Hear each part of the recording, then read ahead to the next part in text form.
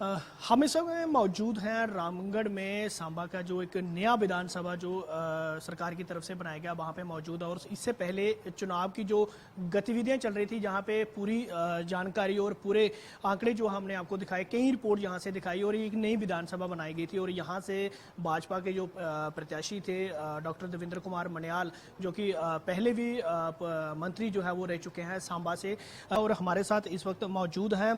इनसे हम बात करते हैं। सर, आपका बहुत बहुत शुक्रिया सर न्यूज़ 18 में।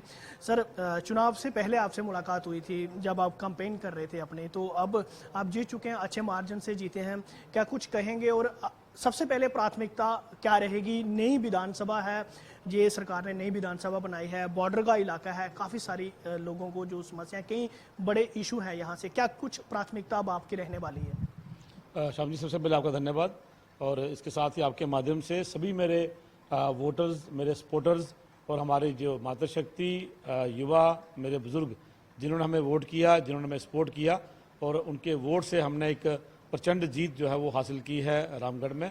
लगभग 15,000 के मार्जिन से भाजपा ने ये सीट जीती है। तो मेरी तरफ से आप सबका बहुत बहुत धन्यवाद, बहुत बहुत शुक्रिया। और जहाँ तक बात है प्राथमिकता की, इलेक्शन से पहले भी आपने ये मेरे से सवाल किया था।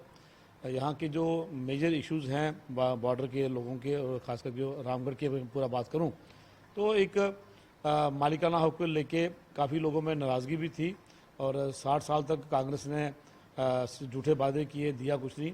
उसका हल होने के बाद जब वो मसला हल हो गया, काफ़ी लोग तो उससे संतुष्ट थे कि कम से कम 60 साल के बाद भारतीय जनता पार्टी जो जिसके साथ सिर्फ 10 साल ही लोग चले, तो तीसरा वोट डालने के बाद मोदी जी ने उनको मालिकाना हक दिए हैं। तो ये एक बहुत बड़ा इशू था। और अभी चुनाव में जो हमें एक बहुत बड़ा फ़ायदा हुआ है वोटों का, उसमें ये एक बहुत बड़ा मुद्दा था कि लोगों को मालिकाना हक मिले। तो मैं उसके लिए सभी लोगों का धन्यवाद भी करता हूँ। और उसके बाद बॉर्डर के इशू हैं, बॉर्डर के तारबंदी के पार की ज़मीन, और जहाँ जहाँ हमारे लैंड माइन्स बिछे थे उस जगह को लेके, बॉर्डर की सिक्योरिटी को लेके, उस समय जब वो लैंड माइन बिछा गए थे तो वो शायद वो निकले नहीं, उनको डग आउट नहीं किया गया, तो आज भी वो एक खतरा बने हुए हैं। तो वहाँ पर खेती बाड़ी नहीं होती। इसी तरह तारबंदी के बाद जो ज़मीन है वहाँ खेती बाड़ी नहीं होती। मुझे लगता है अभी जो मुख्यतः जो मुद्दा है बॉर्डर के लोगों का, वो यही है कि तारबंदी के पार की ज़मीन पर या तो उनको खेती बाड़ी करने दी जाए, या फिर उनको साल में कम से कम 2 ज़मीनों का मुआवजा, या फिर वन टाइम सेटलमेंट जो है उनको की जाए। इसी तरह जहाँ माइंस लगे हैं वहाँ तो खेती बाड़ी पॉसिबल ही नहीं है, वो लैंड आज भी बीएसएफ के पास है, तो उसका भी उनको मुआवजा जो है मिलना चाहिए। और मैं आपके माध्यम से भी अपने सभी हमारे जो लोग हैं बॉर्डर के, मैं उनको अश्योर करूँगा और ये यकीन दिलाऊँगा कि हमारी सरकार, केंद्र में हमारी सरकार है। हम लोकल एडमिनिस्ट्रेशन से लेके जो भी इसका एक अच्छे से पूरा एक रिप्रेजेंटेशन बना के, पूरा डिटेल्ड जो उसका है ज़मीन का कितनी जगह है वो बना के यहाँ प्रदेश में जो सरकार बनेगी उनसे बात करेंगे, और वहाँ से लेके गृह मंत्री अमित शाह जी तक ये बात पहुँचाएंगे। और मैं एक बार फिर आपको ही और हमारे दर्शकों को मैं ये अश्योर करता हूँ, इस मामले को हम हल करेंगे। और जो भी मसला है ज़मीन का, चाहे वो डिच के आगे की जगह है जहाँ भी खुदाई हो रही है, वो भी मसला था एक, उसके साथ साथ ये जो यहाँ पे लैंड माइन्स हैं, जो तारबंदी के पार की जगह है, ये हम जल्दी हल करेंगे। जी जी। इसके अलावा और भी बड़े सारे मुद्दे आपके जहन में है, जहाँ इशू बना हुआ है डिग्री कॉलेज को लेके, जहाँ पर जो प्रशासन के जो ऑफिस हैं उनको लेके कि रामगढ़ में ही चाहिए, तो उनको लेके क्या कुछ कहेंगे? देखिए, रामगढ़ हमारा तहसील हेडक्वार्टर है, और लगभग ये एक सेंट्रल प्लेस बनता है। अगर आप यहाँ का लास्ट गाँव देखिए अवताल के आगे से, तो अगर उस गांव को देखिए, ऊपर से हमारा जो गो ब्राह्मणा का एरिया है, तो लगभग सेंटर पॉइंट बनता है ये एक रामगढ़ जो हमारा एरिया है। तो अगर तहसील ऑफिस जहाँ है, हमारा जो पुलिस स्टेशन यहाँ पे है, इसी तरह म्यूनसिपैलिटी का जो ऑफिस है हेडक्वार्टर वो यहाँ पर है, तो मुझे लगता है लोगों के साथ बैठ के बात करेंगे। जिस तरह हमारे यहाँ डीडीसी चेयरमैन हैं, डीडीसी मेंबर्स हैं, उनके साथ बात करेंगे। जो भी लोगों के, आम लोगों का जो विचार होगा, जैसे उनकी इच्छा होगी, हम उसी अनुसार चलेंगे। उसमें मुझे लगता नहीं कोई इशू होगा। डिग्री कॉलेज की बात को लेके जो अभी इलेक्शन से पहले एक मुद्दा उठा था कि डिग्री कॉलेज किसी एक कॉर्नर में बन रहा है, जबकि वो डिग्री कॉलेज रामगढ़ में बनना चाहिए। अभी हमने उस पर कोई बात अभी किसी से हुई नहीं है, लेकिन जल्दी ही एक बैठक करेंगे जिसमें हमारे डीडीसी चेयरमैन, हमारे डीडीसी मेंबर्स और हमारे जो बीडीसी के पूर्व लोग हैं और साथ में जो यहाँ के प्रबुद्ध लोग हैं उनके साथ बैठ के कोई एक ऐसी जगह तय करें जहाँ से बॉर्डर के लोग और जो हाईवे के पास रहने वाले, जो क्योंकि ये लगभग हमारी पहली पंचायत जो वो हाईवे पे पड़ती है, तो उनके लिए एक सेंट्रल प्लेस में डिग्री कॉलेज बन जाए। मुझे कुछ लोगों ने जानकारी दी है, कहीं एक जगह देखी हुई है एडमिनिस्ट्रेशन ने, लेकिन उस पर अभी फैसला नहीं हो पाया है। तो एडमिनिस्ट्रेशन के साथ बैठ के, लोगों के साथ बैठ के एक जिस तरह लोगों को दोनों हिस्सों में, चाहे वो बॉर्डर का एरिया है चाहे वो हाईवे का एरिया है, एक सेंट्रल प्लेस में डिग्री कॉलेज बने। मुझे लगता है कहीं ना कहीं हमारे बच्चे सफ़र हो रहे हैं, क्योंकि छोटे से हायर सेकेंडरी के अंदर कॉलेज चल रहा है, तो वो जगह भी जो है वो पर्याप्त नहीं है उसके लिए। तो अगर हम जल्दी ही इस लैंड के मसले को सुलझा दें तो मुझे लगता है लगभग 1-1.5 साल में नया डिग्री कॉलेज बनकर तैयार होगा। ये भी मेरी प्राथमिकता रहेगी। ऑल ओवर अगर हम रामगढ़ कॉन्स्टिट्यूंसी की बात करें तो विकास को लेके क्या, किस तरह की स्ट्रेटजी बनाई जाएगी, विकास को लेके किस तरह के जो काम आपकी तरफ से जो किया जाएगा? देखिए, मैं अभी पूरी कॉन्स्टिट्यूंसी लगभग घूमा हूँ पिछले 2 साल से। जो कनेक्टिविटी की बात है, मुझे लगता है जो मैंने जितना एरिया देखा है हाईवे से लेकर अवताल तक, वो 90% के करीब लगभग जो है वो कनेक्टिविटी हो चुकी है। जो मेजर रोड हैं वो बनकर तैयार हैं।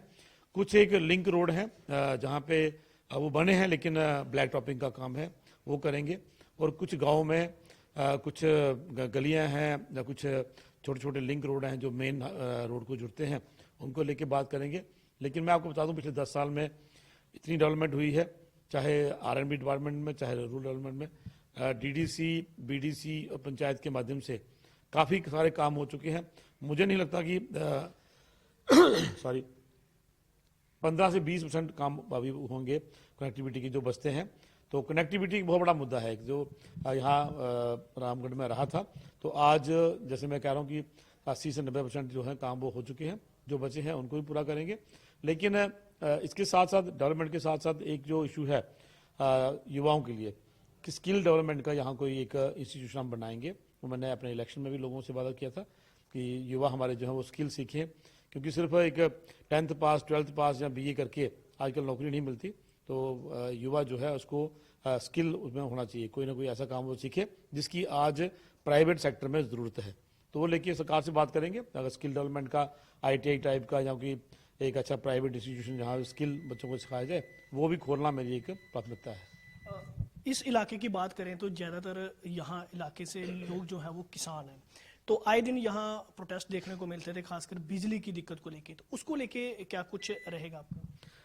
देखिए, बिजली का यहाँ इस सीज़न में खासकर मैंने अपने ये पूरा ये एक्सपीरियंस किया है, काफ़ी ज़्यादा समस्या है बिजली की। कंजम्पशन ज़्यादा है, लेकिन हमें सप्लाई जो है वो कम होती है। उसके बाद कुछ मीटर के भी इशू आए थे, बिजली के कनेक्शन को लेके भी इशू आए थे। वो एक मुझे लगता है 2 वे बात होगी। हमें भी कुछ अपनी जिम्मेवारी समझनी चाहिए। मैं अपने किसान भाइयों से कहूँगा कि जैसे हमने वादा किया था कि कुछ एक जो किसानों की खेती बाड़ी की बिजली है उस पर कुछ कंसेशन दी जाएगी या कुछ जो किराया उसका माफ़ करेंगे।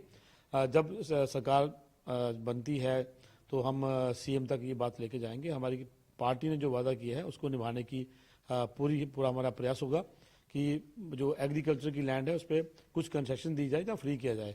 वो होने के बाद कहीं ना कहीं मुझे अपनी जिम्मेदारी का एहसास हो और हम जो एक मीटर की बात है या रेंट की बात है या कनेक्शन की बात है उस पर भी ध्यान दें।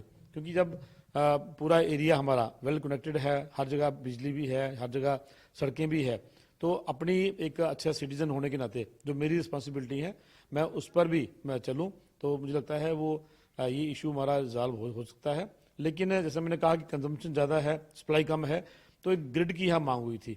तो ग्रिड जो है वो बसंतर पार्क के पास हमने जगह यहाँ कोई लगभग 200 कनाल जगह आइडेंटिफाई की है। तो जब हमने वो डिपार्टमेंट के लोगों से बात की थी तो वही 400 करोड़ के लगभग ये प्रोजेक्ट है। तो मोदी जी के राज में, मोदी जी की सरकार में 400 करोड़ कोई ज़्यादा बड़ा इशू है नहीं। अपने लोगों के साथ बैठ के मुझे लगता है ये जल्दी ही प्रोजेक्ट को भी हम इसकी शुरुआत करेंगे। चीफ इंजीनियर PDD और जो हमारे STD के हैं उनके साथ बैठ कर जैसे ही सरकार बनती है इसको रिजॉल्व करेंगे। और मुझे पूरा यकीन है कि हमारे मनोहर लाल खट्टर जी हमारे पावर मिनिस्टर हैं, उनसे हमने अपने तरुण जुग जी से कह के ये बात वहाँ तक पहुँचाई है, तो उन्होंने कहा मुझे प्रोजेक्ट बना के भेजिए, तो जितनी जल्दी हो सकेगा मैं पैसा उसमें हम रिलीज़ करेंगे। मुझे पूरा यकीन है कि ये इट विल टेक टाइम, लेकिन वो मुझे लगता है 3-4 साल का प्रोजेक्ट है बड़ा। वो बनने के बाद मुझे लगता है काफ़ी अगले लगभग 50 साल तक यहाँ बिजली की समस्या नहीं रहेगी। वो एक बड़ा काम है, लेकिन उससे पहले जैसे मैंने कहा कि कहीं पावर फ्री करेंगे, कहीं कंसेशन देंगे, उसको लेके चाहे फ्री होती है चाहे कंसेशन होती है, हम अपनी भी जिम्मेवारी को समझते हुए प्रॉपर कनेक्शन लें, अपना रेंट भरें, तो मुझे लगता है कहीं ना कहीं उससे भी हमें काफ़ी रिलीफ मिलेगा पावर का। सर न्यूज़ 18 से बात करने के लिए शुक्रिया सर। तो ये थे हमारे साथ देवेंद्र कुमार मनियाल जी, जो कि अभी विधायक हैं रामगढ़ कॉन्स्टिट्यूंसी से, और इन्होंने ये कहा है कि जो इन्होंने वादे लोगों से किए थे और जो इन्होंने आंकलन किया है रामगढ़ कॉन्स्टिट्यूंसी का कि क्या कुछ समस्याएं हैं लोगों की, वो प्रायोरिटी बेस पे उनको उठाएंगे, उनका हल जो है वो किया जाएगा, चाहे वो मुद्दा सड़कों का है, चाहे वो बिजली का है, चाहे वो पानी का है, या फिर कोई और मुद्दा है यहाँ रामगढ़ कॉन्स्टिट्यूंसी का युवाओं का मुद्दा है, उसको लेके बात की जाएगी और जल्द पूरी ध्यान में रखते हुए उनको जो है हल किया जाएगा। न्यूज़ 18 जम्मू कश्मीर के लिए सांबा से मैं श्याम सुंदर।